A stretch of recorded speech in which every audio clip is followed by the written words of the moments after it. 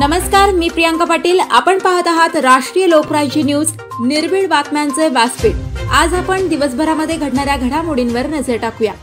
अजितदादांच्या चिंचवड जनसंवादात 3000 तक्रारी, 1200 समस्यांवर on the spot फैसला।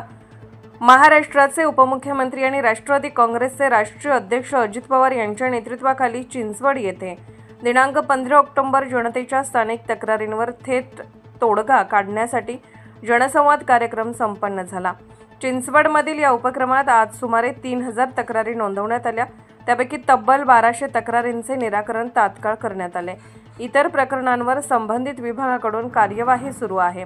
या तक्रारी मुख्यत्वे समाज कल्याण, पाणी पुरवठा, महसूल, बांधकाम परवानग्या, पोलीस, घनकचरा व्यवस्थापन, सिटी सर्व्हे कार्यालय, वीज वितरण, आरोग्य सहकारी संस्था आणि वाहतूक विभागाशी संबंधित होत्या। प्रत्येक विभागाकडे 200हून अधिक अर्ज आले आहेत। या आधीच्या जनसंवाद सत्रात हडपसर 4000, पिंपरी 4800, खडकवासला 3600 आणि चिंचवड 3000 मिळून एकूण 15000 तक्रारी प्राप्त झाल्या असून त्यापैकी 6200 तक्रारींवर तात्काळ तोडगा काढण्यात आला आहे। उर्वरित प्रकरणे संबंधित विभागाच्या पाठपुराव्यात आहेत। चिंचवड येथील जनसंवाद उपक्रमात नागरिक, अधिकारी आणि लोकप्रतिनिधी एकाच व्यासपीठावर आले। कार्यक्रमात व्हॉट्सअप, चॅटबॉट्स, हेल्पलाईन क्रमांक आणि डिजिटल किओस्क यासारख्या आधुनिक माध्यमांचा वापर करून अर्ज नोंदवणे, त्यांचे ट्रॅकिंग आणि विभागीय समन्वय सुलभ करण्यात आला। याप्रसंगी बोलताना उपमुख्यमंत्री अजित पवार म्हणाले, आज प्राप्त झालेल्या सर्व अर्जाची नोंदणी करण्यात आली आहे। मी स्वतः विभागीय कार्यालयात जाऊन पुणे विभागीय आयुक्त व महापालिका अधिकाऱ्यांशी संबंधित विषयांवर चर्चा करणार आहे। प्रत्येक विभागाशी संबंधित प्रतिनिधींना आवश्यक सूचना दिल्या जातील।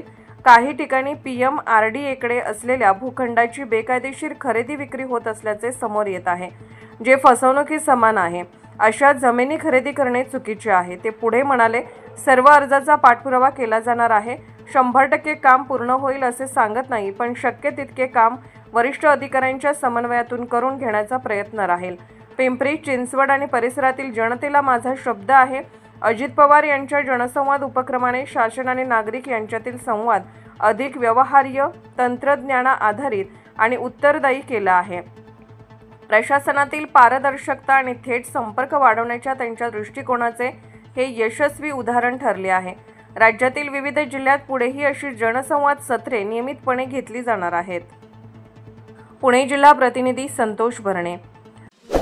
ताज्या बातम्यांसाठी आणि अपडेट्ससाठी राष्ट्रीय लोकराज्य न्यूज चॅनलला सबस्क्राईब करा, तसेच लाईक आणि शेअरही करा।